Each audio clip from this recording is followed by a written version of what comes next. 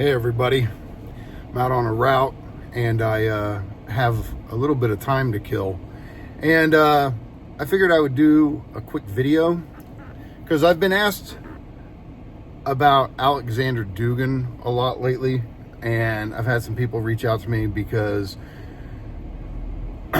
they know that I was a Heideggerian for a long time, and now they're interested in Dugin's thought, and Dugin is clearly inspired by Heidegger.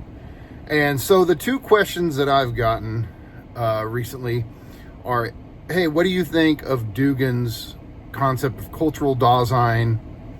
And also, what do you think about Dugin's critique of Heidegger's concept of death, or being towards death? Now, I want to say up front, it's been a while since I took a look at Dugin's book on Heidegger.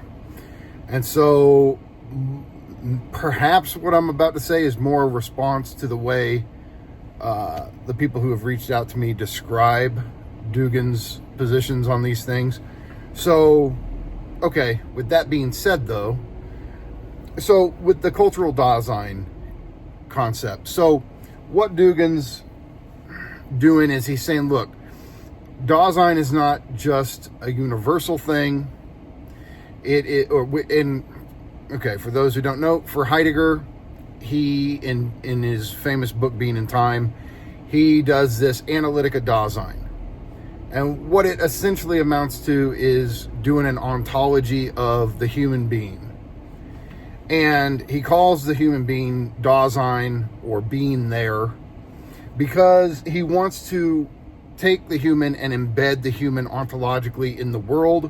He doesn't want it to be this worldless subject a la Descartes or a la Kant, this purely formal, abstract, worldless subject. For Heidegger, Dasein's always the human being embedded in the world.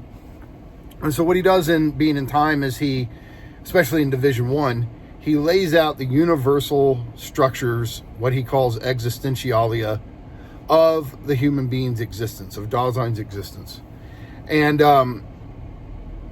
they are just that. They're about as universal as you can get. So it doesn't matter if somebody is Chinese, or somebody is American, or somebody is from Africa, or somebody is from Russia.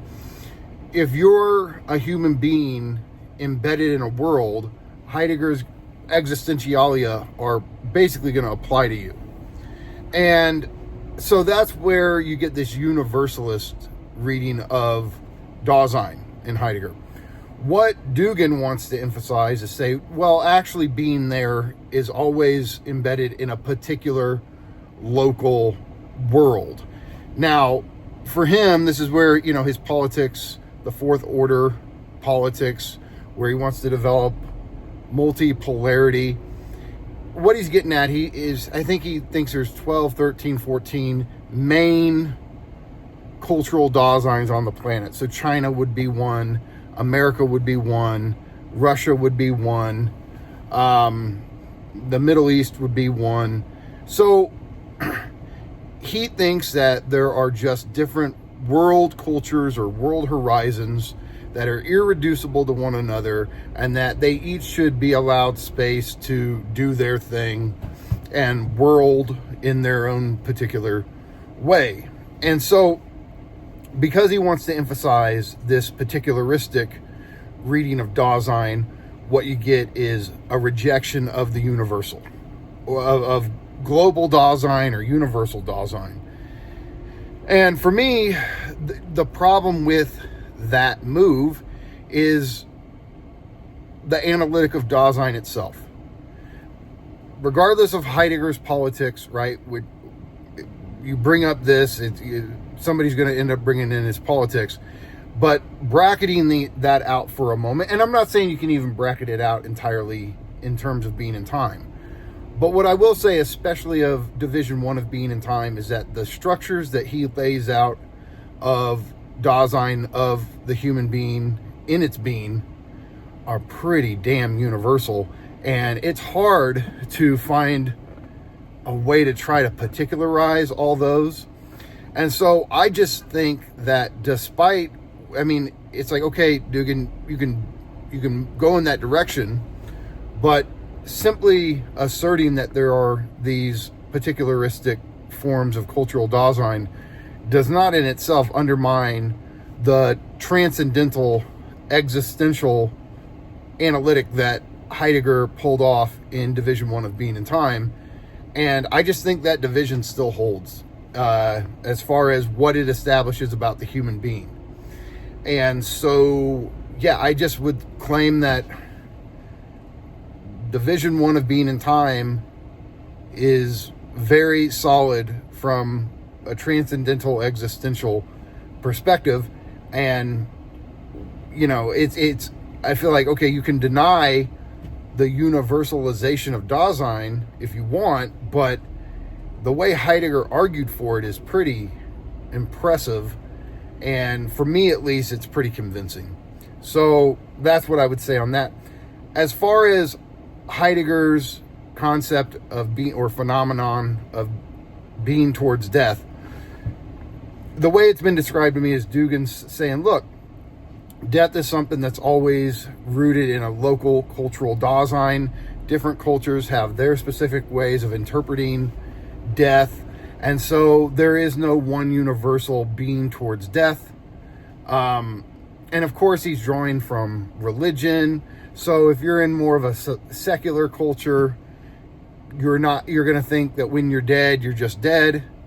When you're in a Christian culture, you're going to think that death is just a transition to the afterlife because you have a soul. If you're in India with Hinduism, you're going to think you're going to be reincarnated. And so death is never universal for Dasein. Again, I just think what Heidegger's getting at is more fundamental, ontologically speaking, than that.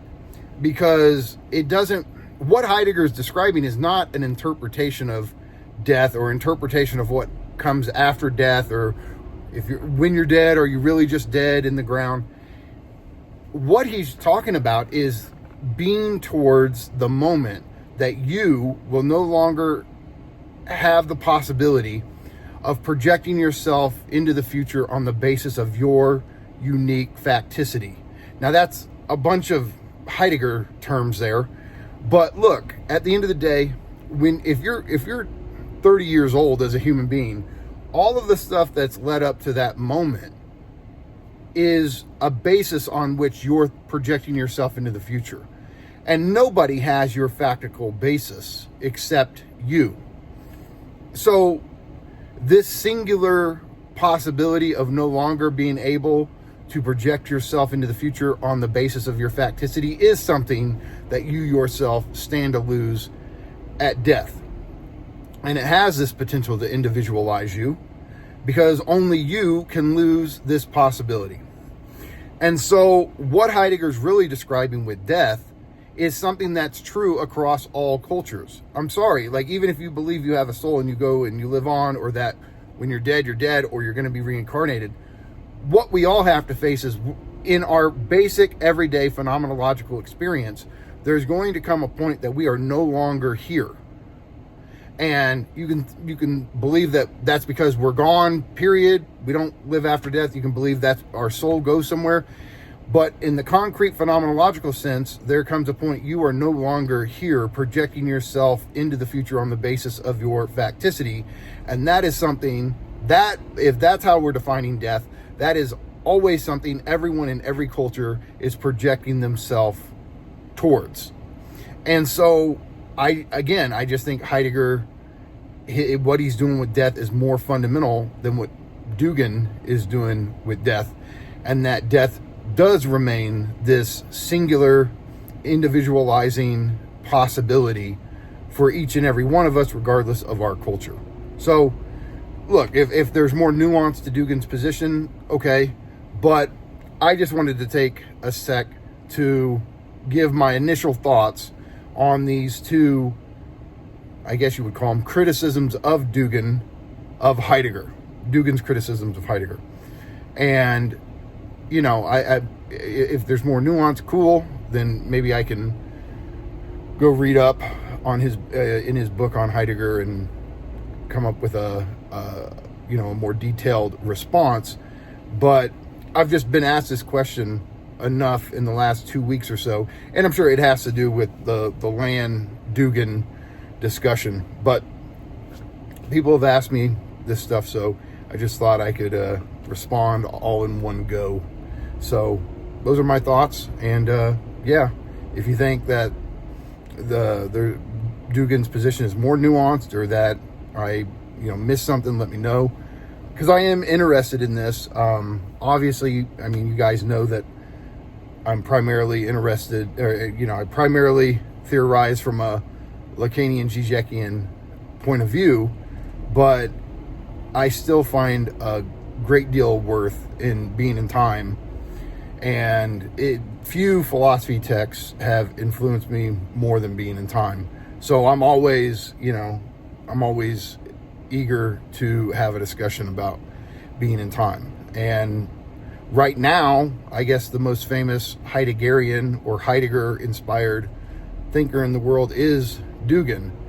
But I don't know, I'd be interested in hearing what other Heideggerians like Ian Thompson have to say about all this. So maybe in the future I can get some Heideggerians together to talk about Dugin's interpretation. But all right, that's all for now. Have a good one. Later.